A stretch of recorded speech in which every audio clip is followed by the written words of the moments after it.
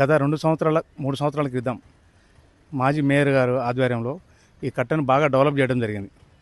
చెరువులు, కుంటలు ప్లస్ పార్కులను మీద అధ్యయనం చేసి ఉన్నదాన్ని కాపాడుకుంటూ కంచెలు వేసుకుంటూ ఈ గుర్రపు డెక్క రాకుండా ప్లస్ ఈ దోమలు వీటితో ఇబ్బంది కాకుండా ఫాగింగ్ మంచి చేస్తూ నగర వాసులకు ఒక కొత్త నగరాన్ని నిర్మించే విధంగా భారీ ఎత్తున కేటీఆర్ సహకారంతో దాదాపు 13-14 కోట్లు పెట్టి ఈ కట్టను నిర్మించడం జరిగింది.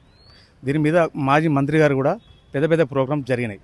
కానీ ఇప్పుడు దాన్ని ఇప్పుడున్న పాలకులు దాన్ని పట్టించుకోకుండా ఈ గుర్రపు డెక్కతో మొత్తం నిండి ఎంత ఆగం పరిస్థితి అంటే సాయంత్రం కాగానే ఒక వలయాకారంగా దోమలు కాదు అవి ఈగల మాదిరిగా బలిచిపోయినాయి బాగా. ఆ రకంగా ఈ ఊర్ల మీద పడి చిన్నపిల్లలకు పెద్దలకు ఈ మలేరియా వైరల్ ఫీవర్స్ ఇవి బాగా అయిపోయినాయి. ఈ నెల 2 నెలల నుంచి దీన్ని ఇమీడియట్లీ అరికట్టాల్సిన అవసరం ఉంది. పాలకులు గవర్నమెంట్లు వస్తాయి పోతాయి, కానీ పాలకులు చెప్పిన విధంగా కాకుండా అధికారులు కూడా పట్టించుకొని అధికారుల మీద కూడా ఒక 50% వాళ్ళకు ఉంది. ఈ మొన్నటిదాకా పాలక వర్గం ఉంటే అది కూడా పోయింది. కానీ ఇప్పుడున్న మున్సిపల్ కమిషనర్ గారు కానీ ఇప్పుడు కొత్తగా జిహెచ్ఎంసీలో కలపడం వల్ల మనకు మేలు జరుగుతుంది మనం అనుకుంటున్నాం. కానీ ఇంకా నిర్లక్ష్యానికి గురి అవుతున్నాయి ఇట్లాంటి చెరువులు. ఇక్కడో చెరువు ఉంది, అక్కడో చెరువు ఉంది, ఆ పైన ఒక చెరువు ఉంది, పట్టించుకున్న నాదు లేడు. తర్వాత ఈ చెత్త చెదారం వేసేది కూడా క్లీన్ చేయడం లేదు. ఈ విధంగా చాలామంది ఇబ్బంది పడుతున్నారు. దీని మీద 100% ఇది పబ్లిక్ తీసుకుపోవాల్సిన అవసరం ఉంది, గవర్నమెంట్ కూడా తెలవాల్సిన అవసరం ఉంది.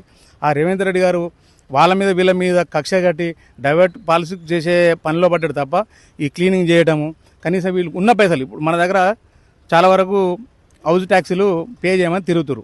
కానీ మరి ఇది ఎవరు చూడాలి? ట్యాక్సీ తీసుకోవాలి, కానీ సర్వీస్ కూడా చేయాలి కదా.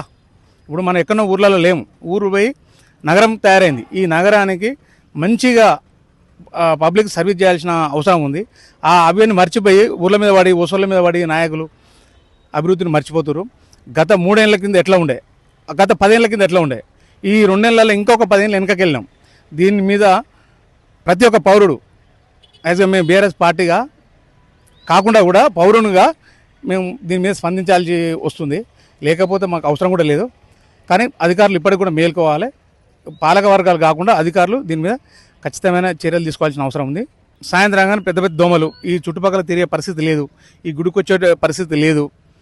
కనీసం అంతకుముందు ఈ రోడ్డు బాగా వాడేది, ఇప్పుడు ఈ గుర్రపు డెక్కతోటి ఈ దోమలతోటి ఈ రోడ్డుకు వచ్చే పరిస్థితి కూడా లేదు. వచ్చే వాళ్ళు కూడా అట్లా తిరిగిపోతున్నాము. దాని మీద చాలా వరకు ఇబ్బంది పడుతున్నాం. ఈ నగర ప్రజలు ఘోరమైన ఇబ్బందులలో ఉన్నారంటే 100% దీన్ని చూస్తేనే కనిపిస్తుంది.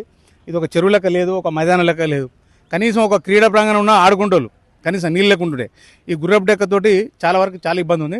దీన్ని ఇమీడియట్ తొలగించి ఇబ్బంది పడకుండా చూడాల్సిన అవసరం అధికారుల మీద ఉంది.